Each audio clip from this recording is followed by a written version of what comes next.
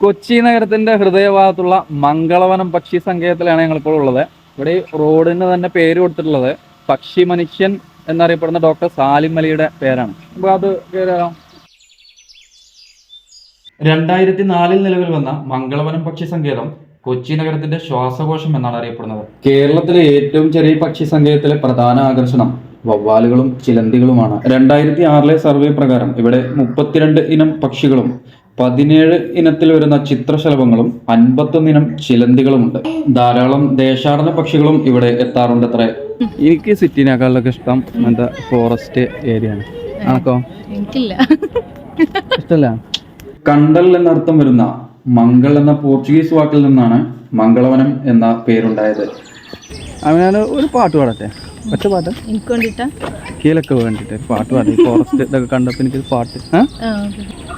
ഇലയില്ലെങ്കിൽ നീ എങ്ങനെ തണലാകും, നീ എങ്ങനെ തുണയാകും, നീ എങ്ങനെ മരമാകും. എന്നാ ചിരിക്ക, വീഡിയോ എടുക്കല്ലേ?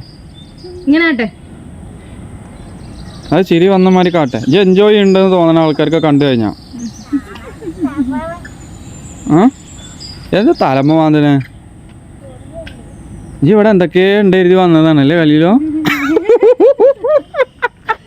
വീഡിയോ കണ്ട് ഇങ്ങോട്ട് വരാൻ ആരും മെനക്കെടേണ്ട.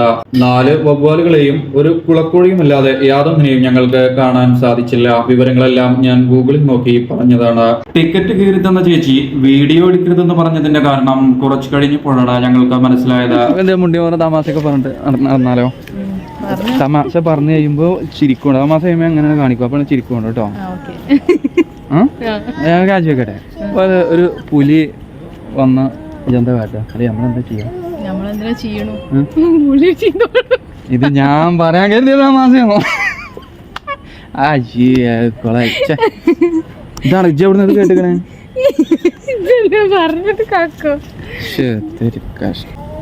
എന്താ ചേരാ, കൊതുക് അടിച്ചാണ് കുട്ടിനെ? അത് കൊച്ചിയാണ്, ഇവിടെ കൊതുക് ഉണ്ടാവും കേട്ടോ.